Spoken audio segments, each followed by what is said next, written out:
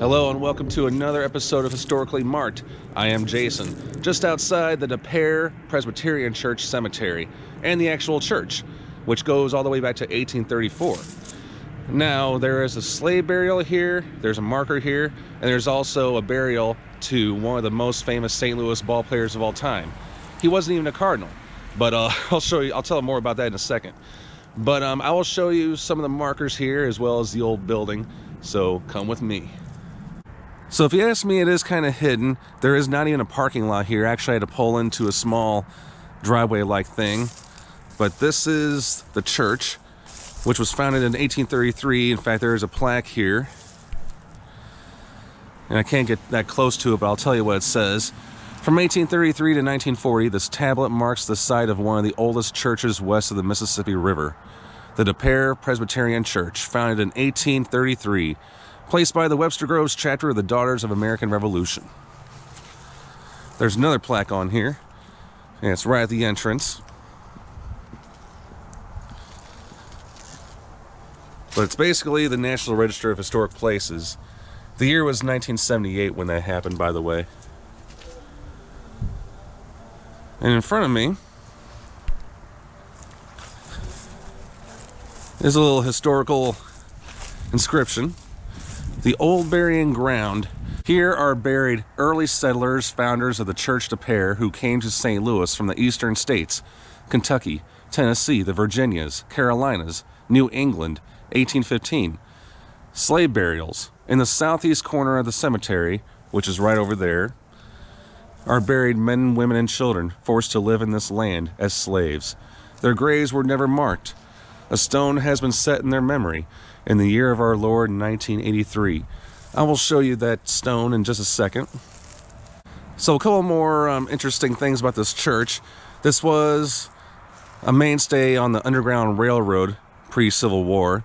Also, Elijah Lovejoy, who I hope to do future episodes on, who was based in mostly Alton, Illinois, but he was one of the first abolitionists that spoke out against slavery during the first half of the 19th century. He was actually a preacher here before he made his way to Alton, Illinois. Yep, that is true. This pathway is going to lead me to where George Sisler is buried, and it's easy to spot. So, among many things to sum up George Sisler, he's easily known as the greatest St. Louis Brown to play the game under that uniform and franchise. I mean, yeah, there were some memorable players here and there during the franchise's short-lived history. And as most of us know, the St. Louis Browns are now the Baltimore Orioles. But up until 1953, that was when they were in St. Louis. They played at Sportsman's Park. So, St. Louis Browns, they were one of the best teams in the American League during the first half of the 20th century. However, they did not win a World Series. I mean, they did make the World Series playing against, you guessed it, the St. Louis Cardinals. And George Sisler had a big friendship with Branch Rickey, and I'm sure many of you know who he was. Yes, he was instrumental in getting Jackie Robinson to play, and at the time, he was very active in St. Louis. But it was Branch Rickey who got George Sisler to play for the Browns in 1915.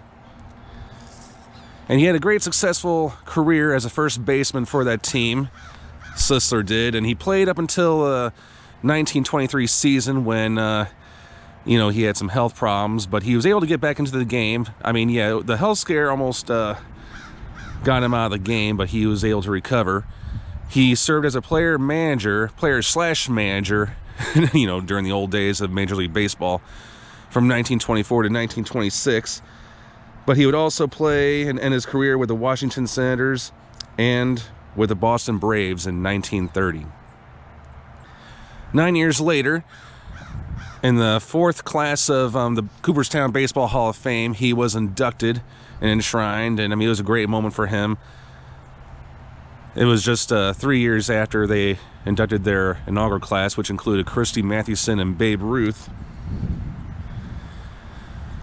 So here is George Sisler right here. I don't know who put those baseballs there, but it adds a nice touch. And even a St. Louis Browns bead. But he lived a long life. He was 80 years old. In fact, it was 2 days after his 80th birthday they passed away. He had 4 children. One of them is buried right here, and the other one I'll show you in a second. This is his only daughter, Frances. And that was one of his sons that played a successful baseball career. I'll have more on him in a second. So more about George Sisler. He held the record for most hits in one single season in the major leagues. 257 hits were recorded during the 1920 season. That was a record that stood for 84 years until Ashiro Suzuki passed him. Sisler was also the first to be named the American League's most valuable player in 1922, almost 100 years ago. In fact, it'll be 100 years next year. But that was the first year ever such award was given. And of course, that award is still given to this day. And so it was in 2004 when Ashiro Suzuki broke that record. And in a very classy move, he actually visited this site.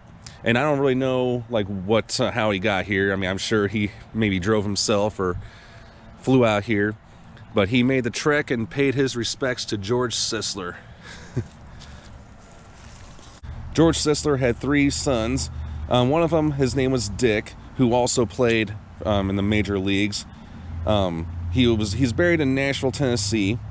George Jr. was also involved in baseball, but he served as a minor league executive and as the president of the International League.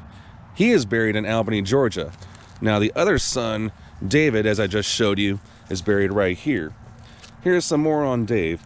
He was a pitcher in the major leagues from 1956 to 1962. His most productive years being with the Boston Red Sox.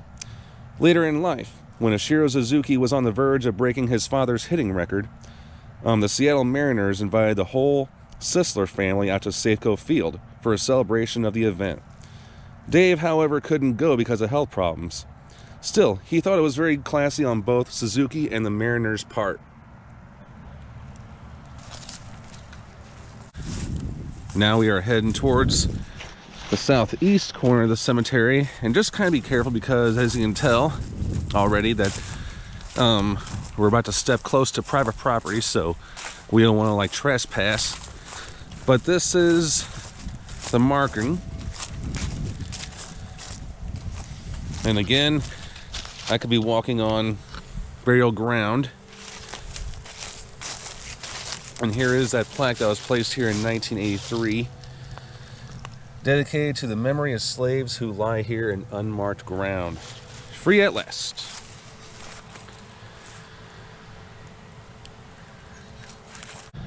Thanks so much for tuning into this episode of Historically Marked. I am Jason, outside the a.k.a. Presbyterian Church Cemetery. I'm Jason, signing off.